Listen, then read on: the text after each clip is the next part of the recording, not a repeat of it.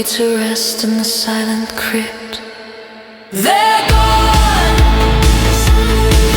They're gone! Laid to rest in the silent crypt. Ashes to ashes, dust to dust, silence. All right, everybody. Welcome to Silent Crips. Thank you for joining us, and Joe, thank you for bringing me on here. I'm glad that I get to tell a story in your little universe, so I appreciate the opportunity. I just want to say something real quick. Mac and me, we sat down about this idea. He was so excited, and the vision that he has written for you fans, I think you guys are going to be very excited. I'm so glad that Mac did join the family of Critical Failures, and we're looking forward to this new world that he's building here for us. So get on with it already.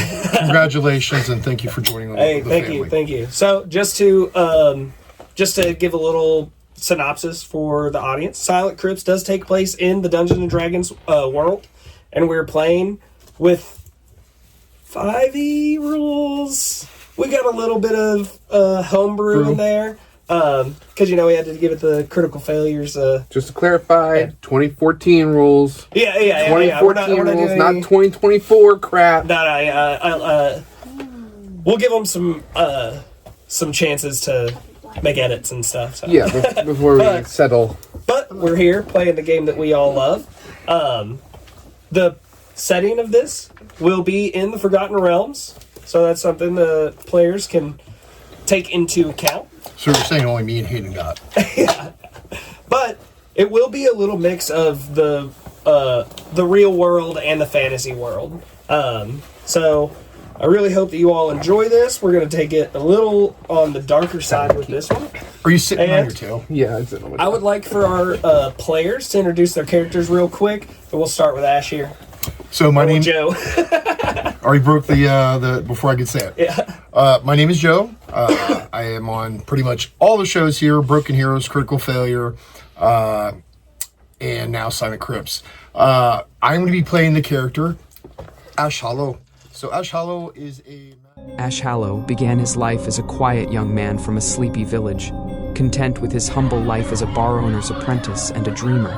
His world changed forever when he met Marie Valentine, a bard whose fiery spirit and rebellious soul ignited a shared desire to live life on their own terms. Together, they fled their predetermined futures, wandering from city to city, surviving on Marie's songs and Ash's strength. Their journey took a dark turn in a lawless region controlled by the Dagger Root Syndicate. Marie's defiance and Ash's protective nature drew the Syndicate's attention, leading to a brutal confrontation. Ash was forced to witness Marie's murder, her screams echoing as her blood soaked the earth. Then, they turned on him, beating him until he lost consciousness. On the brink of death, a voice pierced the void. Hor, the god of retribution and poetic justice. Hor offered Ash a choice: succumb to death or return as an instrument of vengeance. Consumed by grief and righteous fury, Ash accepted. He clawed his way back to life, reborn with the power to curse those who commit injustices. Ash Hallow now travels as a revenant, his very presence a reminder of vengeance embodied. He carries Marie's memory like a blade, relentlessly pursuing the Dagger Root Syndicate, delivering justice one cursed soul at a time. Despite his intense, unwavering focus and deep respect for the innocent, Ash struggles with the weight of his pain, risking becoming the very monster he hunts. He sees fleeting visions of his targets in shattered mirrors, drops of blood and burning candles, haunted by the ultimate question: what if I'm not justice? What if I'm just a weapon? All right. Jill. Hello, I am Jill. I am playing Raven. Raven of the Veil. Raven was born during a blood moon, wrapped in a translucent caul that veiled her face like ancient silk. The midwife gasped and crossed herself. Veilborn, she whispered, backing away. She's marked. In the village of Dower Hollow, old stories ran deeper than roots. They believed that children born in a veil could see through the world, into the realm of spirits and demons. It was a gift, yes, but one cursed with madness, possession, and death. The same night Raven was born, Her mother was found hanging from the rafters in the birthing room. The villagers whispered. They avoided the house on the hill where Raven and her father, Elias, lived. Elias, once a strong and proud woodsman, became withdrawn. He boarded up the windows, pulled his daughter from school, and taught her to stay hidden. "You are different," he told her, "and the world fears different." Years passed. Raven grew into a strange, solemn girl. Her dark eyes were always watching, as if they could see something behind the skin of the world. She sometimes heard whispers in the silence, voices that weren't there. She felt moods in rooms like storms pressing against her skin. One night, everything changed. Raven found her father's stash of liquor and letters addressed to her mother, ones filled with grief and anger and guilt. She confronted him, trembling. "Did you know she was going to do it?" she asked. "Did you drive her to it?" Elias, drunk and raging, slapped the bottle from her hand and lunged. "You speak of her as if you knew her," he growled. "You didn't even cry when she died." Something inside Raven broke and opened. Her body went still. Her eyes rolled white, and from her mouth came a scream that wasn't hers. You swore you'd protect her, the voice shrieked. Her mother's voice. The lights flickered. Shadows deepened into shapes with faces. Elias stumbled back, clutching his chest. His eyes widened in horror. You said I was weak. Look at her now. Elias collapsed, eyes frozen in terror, dead. When Raven came to, the house was deathly quiet. She saw her father's body twisted on the floor, blood on her knuckles, and a scorched handprint on the wall that hadn't been there before. Afraid and lost, Raven fled into the night, barefoot and shivering. She didn't understand what had happened, only that something inside her had snapped loose, something ancient and hungry. All right. And Katrina, he's just breaking it. I'm sorry. Well, I'm trying to be in the, in the. You're doing good. Yeah, I'm trying to. My name's Megan. I'm the DM for the. And she's back playing again. Woo! I am the DM for the main show on Critical Failures. I am playing Katrina Cross. She is a vampire. Katrina Cross was born in the dead of winter, wrapped in silence and secrecy. Her mother, Velistra, was a vampire countess who roamed the night like a shadowed queen. Her father, Darian Cross, was a mortal healer from a distant village, drawn to Velistra by fascination, fear, and an undeniable bond. Their love was taboo, but real. And from it, Katrina was born, caught between two worlds. From the beginning, Katrina was different. She didn't age like other children. Her skin stayed pale, her hunger deep. But Velistra shielded her, taught her control, whispered that she was special, not cursed. Her mother fed discreetly, never letting Katrina taste blood. You will be more than I ever was, Velistra said. You will have a choice. That choice was taken the night the vampire hunters came. Led by a zealous priest, they stormed the manor and set fire to it. Velistra fought like a storm of shadow and fang, holding them back long enough for Darian to escape with Katrina. When the flames finally died, Velistra was nothing but ash and memory. Katrina stopped speaking, stopped eating. Her blood-starved body began to weaken. And Darian, desperate and heartbroken, did the unthinkable. He offered her his wrist, and she drank. At first, she resisted. Then instinct took over. She drank too deeply. When she realized he had gone still, it was too late. His body fell to the cold stone floor, his eyes empty yet peaceful. Katrina screamed so loudly the ravens fled the nearby woods. She ran. She was drinking his blood. A lot of daddy issues here. Yeah. You know what I'm finding is funny? I can hear the dog outside going crazy. For some reason, I don't know why the dog's going crazy. Oh, Hardy har har. Why don't you let us know, Hayden? So I'm Hayden. I'm the DM for Broken Heroes. Joined this group not too long ago, but it feels like it's been forever. I am playing a tabaxi known as Ludmil Clawheart. Ludmil Clawheart was born and raised in the Tabaxi clan, known as Fellas of Nocti, a cunning group peacefully residing in the woodland of the Northeast lands. The group would send traveler groups about the lands in hopes of trade. One fateful day, Ludmil was wandering alone amongst a nearby town market, when suddenly the town guard became alert to a thief running amok in the very same market. Ludmil would go on to witness a black and silver streak race by him, appearing the same height as him. Another clan of Tabaxi? He thought to himself. Not long after the other Tabaxi glanced by, the guards tackled Ludmil to the ground, calling him the rouge-like thief. He would plead and beg the guards to listen, even calling out to his clanmates to verify his story, but when he looked to them, they shunned him, believing the guards were the ones telling the truth. He remained locked up in the town's jail for a few years, the details of the thief growing vague in his mind. Ludmil, determined to clear his name, chooses to go against his beliefs of being a thief and studies the techniques of the trade. He would then break free of his shackles and escape the iron prison he was forced to sit in. He returned to his clan in the woodland, only to be met with drawn blades and bows. The clan leader Akira Eri approaches Ludmil and tells the clan to drop their weapons, and looks over the wore-out Tabaxi. They say they cannot recognize Ludmil as they have fallen to the life of sin. The only way for his redemption would to be finding the framer and putting the law back in order. The Alkira then lets Ludmil know they sense there is a deeper potential inside of him. Ludmil must find their way and bring justice and honor back to their clan's name. He departs the clan with promise that one day honor would be regained to his name. Through his years as a Yojimbo, he has found the power deep inside of him. He practices the arts of the crypt to gain advantage in his journey to discover the lost thief. I just want to say I'm surrounded by all these DMs. I'm not worthy. Oh, we know you're not worthy. We all know. It's pretty DM A heavy in little here. Yeah. pressure. So we might have a little bit of rules lawyering, which is fine. I love a good argument. We have I love 4 a good DMs in argument. here.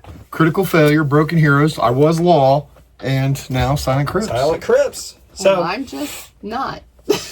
all right. Well, players, are we ready to enter the world of Silent Crips? Real fast, raise up your glasses. Cheers to everyone to a great story that's about to be told for the audience. Cheers. Cheers. All right. So, our story opens up. Silent Crips. The Magician's Hand. The Magician's Hand. Are you sure about that? Yes, yeah, the Magician's Hand. I know, I'm so used to saying mage, but this is like a blend, you know? I So, see. our magician here, you all would be familiar with the magician that is mentioned, because he is world famous. So, anytime that you hear the magician's name, which is Bellamere Frank. Oh, I know him. I've heard of him. Bellamere Frank Who hasn't? is the name of our magician. This is going to be a common theme, as right now I'm going to pass out to Katrina, Ash, and Ludmil letters that are addressed from Bellamere Frank himself. So, Ludmil, here you are. Don't worry. The props here are not meant to be that legible. I can see that we're not very well known because he spelled my name wrong. It's fine. It's fine. That's how I've been spelling it in all of my notes. Are you I'm so serious? sorry, yeah. It's Ludmil. Okay. Yeah. I've been doing LEW, yeah. I go off and make sure I check out the cover page for the opening video to make sure I spelled it right. Exactly. On here, you just have YL, not IL. You were close. Okay, yeah. Yeah. All right. So, the letters that these... And so sorry, Raven, but your time will shine.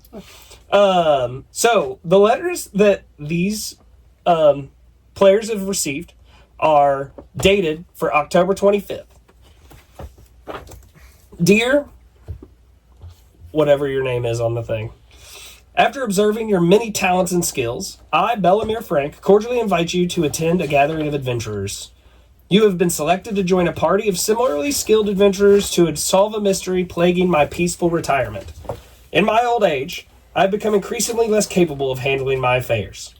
To begin, you will be greeted by my butler, Gerard, who will host a meal and then brief your party on the horrors that have been occurring. Arrive at last light on October 31st. Signed, Bellamere Frank. So, you receive these in your home quarters, and assuming that your interest is piqued as an adventurer by somebody that is of such great fame, you're going to assume that you're probably going to make some money off of this, and you are all going to be enticed to go. Is there any reason why any of you all would fight back on showing up on October 31st? Yes, I think Ash, he has work to do for Horace, so I don't know if Horace would really be a part of this. Actually, I discussed it with... Did you call him up? Hey, hello. Yeah. Hey, Horace, is it okay if we borrow Ash? Yeah, is it okay if he doesn't do that? Okay, yeah. So, this is just for a dinner. So, assuming that you kind of look into it and everything, you would assume that you could take care of whatever Whore needs before the dinner. Fair enough. All right. So, you all have received your letters, and you've started your journey towards the address that's listed at the top of the letter. And that will bring us to our beginning of our actual story. So, let me open my Bible here. The story opens, and we're in the middle of the woods. It's seemingly middle of the night. It is very, very quiet. There's a full moon. Now, out of nowhere, you hear the scream of a young girl. Not too young, though. Somebody that's coming of their womanhood, but maybe not as mature as some other ladies in the party. You start to hear the rustling of sticks, the breaking of branches, and the scuttering of feet, and it seems like somebody's running. And we are brought to Raven, who is in the middle of running away from her father's death through the middle of the woods. Would you like to go left, right, or straight? Straight. All right. So you go straight through. Let's give me a dexterity check.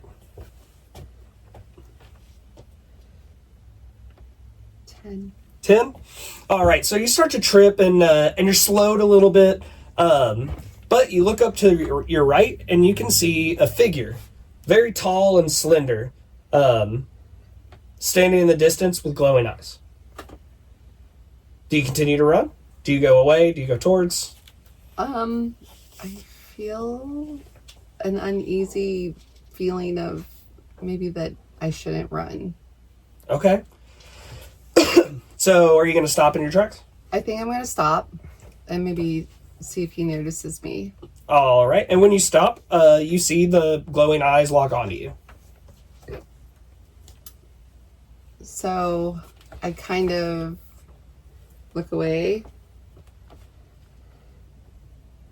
and feel a little unsure, All right. but familiar. Okay. You start to feel a presence behind you. Okay.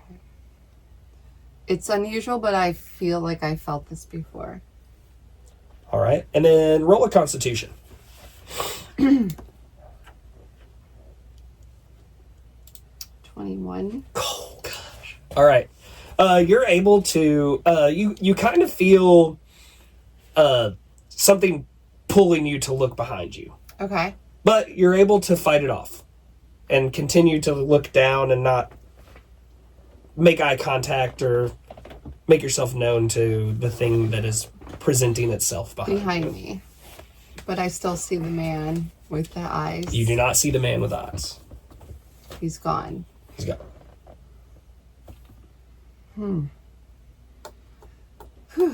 So I think that I'm not sure. I think I'm going to go. I'm just going to walk. All right. And then you feel a hand grab your shoulder. Okay. And you're turned around to see a towering figure in the most lavish of tuxedos. You see his little bow tie, and you can tell that he's very, very well groomed and very, very proper. And you realize that maybe this guy's not supposed to be in the middle of the woods. Oh. He's wearing circular glasses. Oh, wow. And he looks at you, tips his glasses like this, and says, "It's interesting to find a specimen like you here in the middle of the woods. What's your business?" I have no business in the woods. I'm strolling through the woods. Not exactly what I was looking for, but you'll do. I'm sorry. And then he holds his hand out for you to grab and follow him. I'm just shaking because I think I just maybe killed my dad. So I'm looking for somebody. So I think I'm going to take his hand. All right. And you take his hand, and he says, "What's your name, young lady?" My name is Raven. "It's great to meet you, Raven. You'll work perfectly with the group of adventurers that I have coming to my dinner tonight. My name is Gerard. Would you like to follow me to the quarters in which I stay, taking care of the magician, Bellemere Frank?" Yes, I am good at cleaning. I can do lots of really good things for the house. Hey, I appreciate that, but I see much, much, much greater for your future.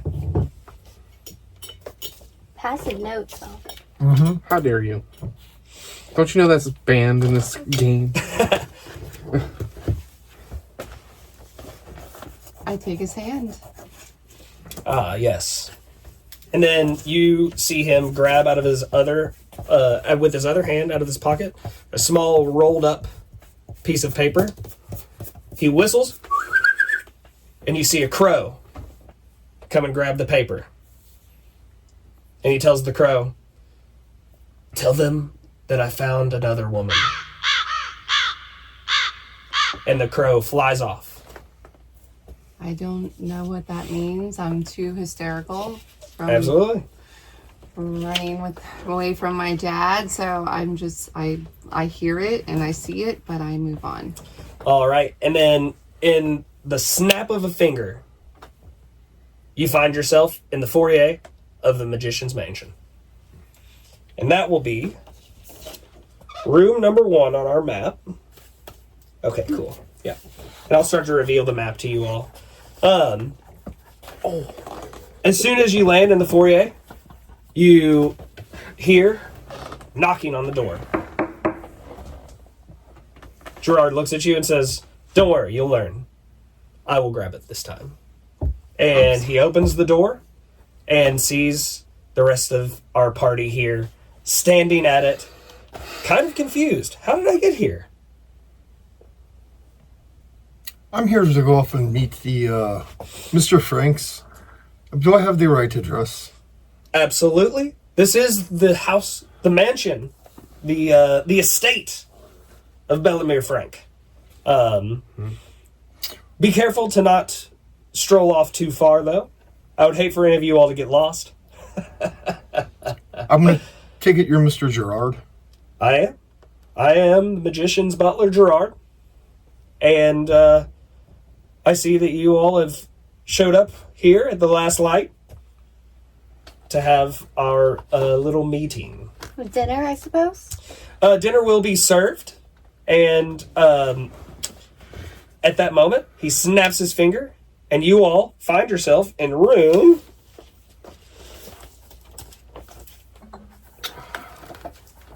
10. And I know that you don't see the map yet, so it doesn't make sense, but if you take notes, it'll all make sense later. You find yourself in room 10, and you see a long dining table that is filled with the biggest feast that you've ever seen, of the greatest foods that you've ever seen, the highest qualities, produce. None of them have any splotches. It is picturesque, perfect everything. The steam is coming off of a turkey in the middle of the table. You can see all of the greens that the land provide. How would you all like to proceed? I am going to take a seat. Do I see Gerard? Gerard is not in the room right now. I'm going to look at the door. Okay. And so, do a perception. Forgot for not using dice.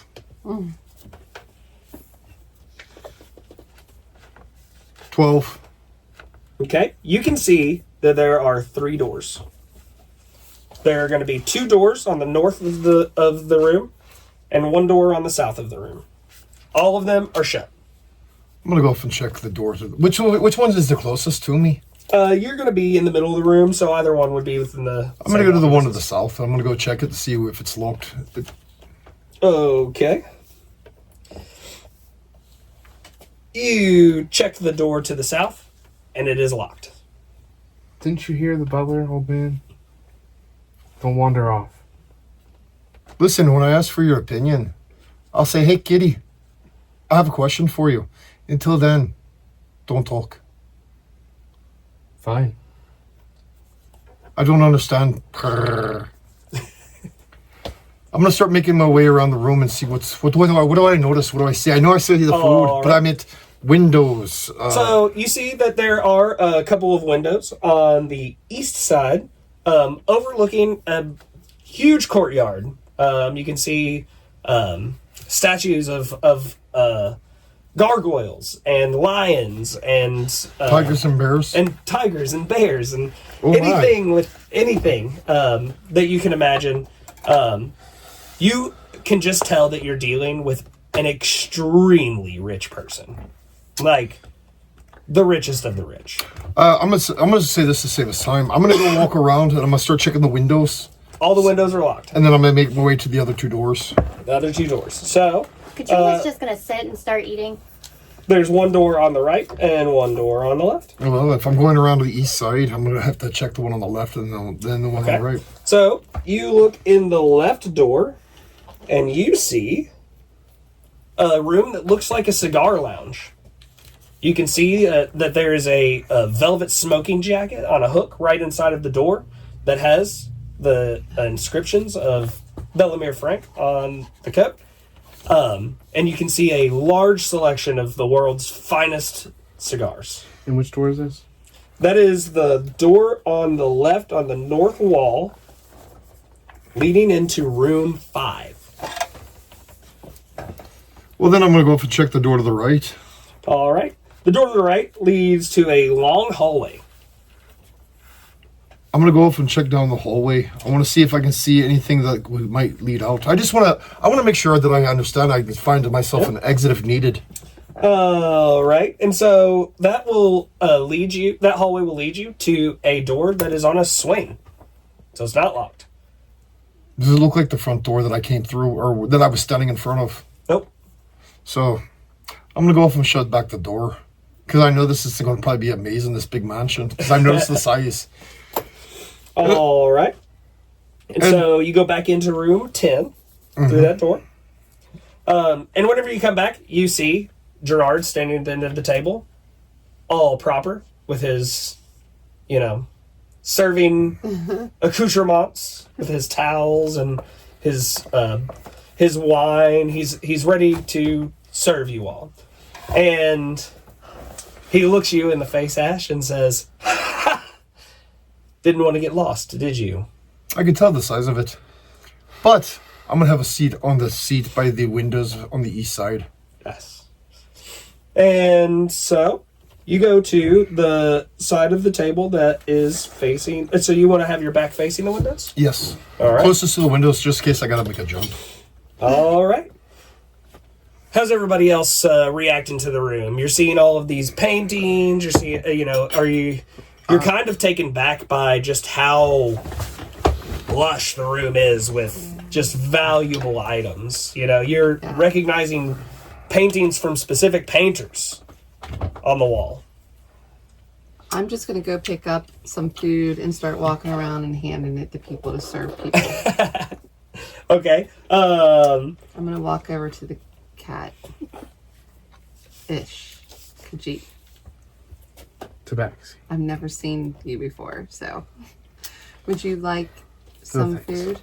No, thanks. Are you sure? I'm positive. And then I'm going to walk over to you. Hello, would you like some food? She'll take whatever rare meat that she's seeing. Okay. So some more All right. rare meat. She's gonna take that off the plate.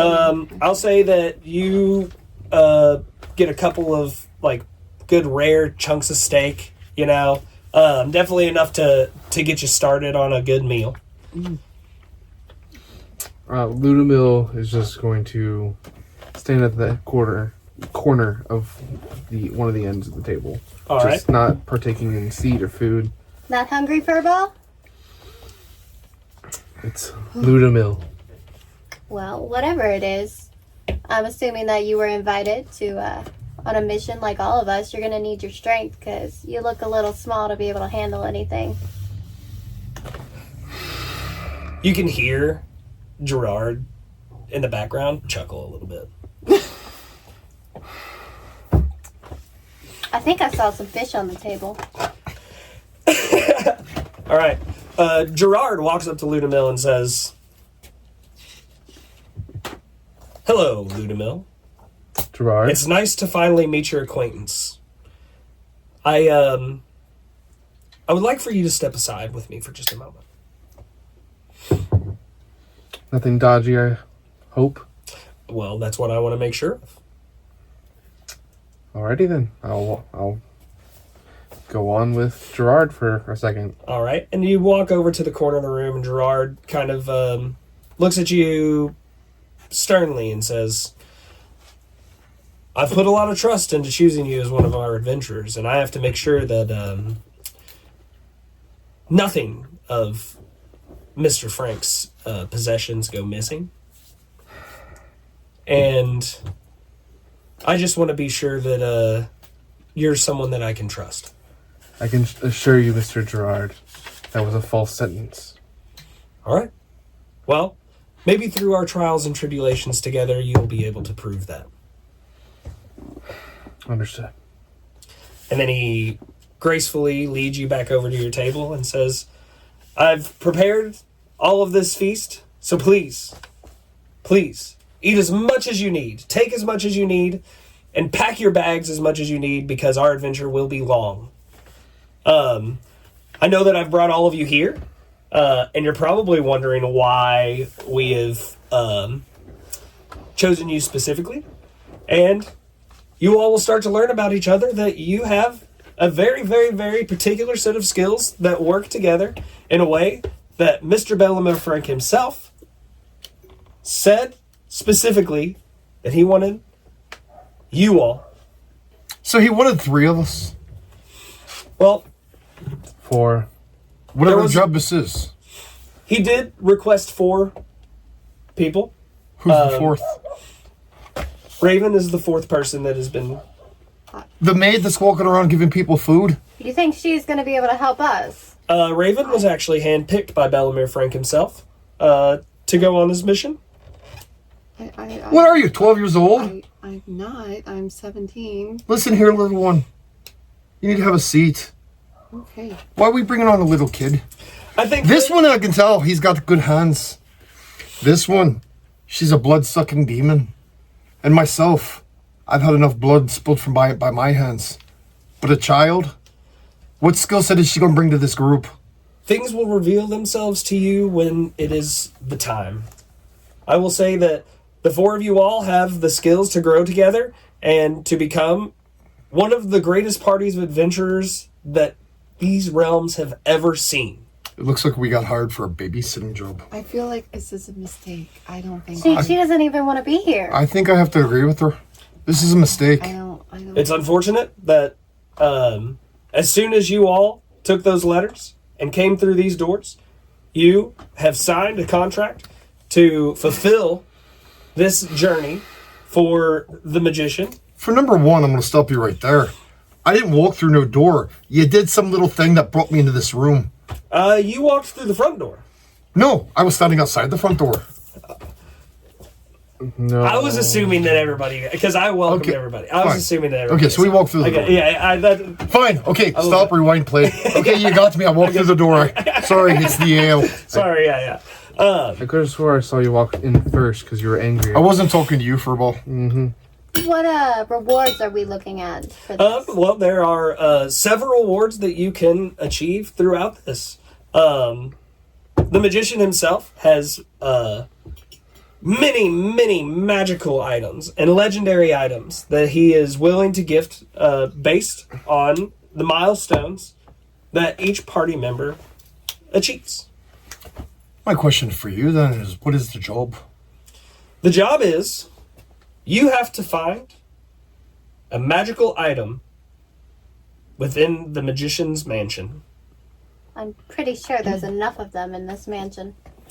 Well, there's one specifically that he's looking for, and it is a notebook. So he lost a notebook in his own home Yes. and had to hire 4 people to get it. It is... Hold on. We don't have 4 people here. We got 1. We got a cat. We got a bat.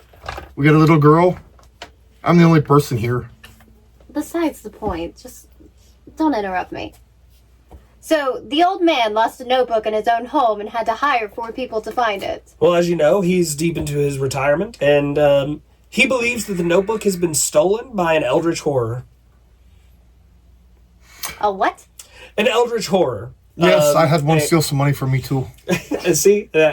And it's an indescribable horror. Those Because are the best kind. They're less expensive. it's never shown itself to him. He is of great power and of great influence, but he is very old. And honestly, I'm not sure how much of it is true. But as his butler, I have done all of the legwork to find these 4 heroes, the 4 of you all, to go through every inch of this mansion to try and find A notebook. the notebook that was stolen by an eldritch horror. So we were hired by a senile old man. Unfortunately, that is not the magical notebook. Yes. And I can promise you that if you make it through this journey and you come out of it at the end alive with the notebook and having discovered and killed the eldritch horror, you will be granted riches beyond your wildest dreams. I got some wild dreams. Are you sure you could handle it? I would love to go and show you the gold room, but it is under lock and key and can only be opened through biological and magical means by the magician himself. Better Do all remember that 4 of key. us have to make it back?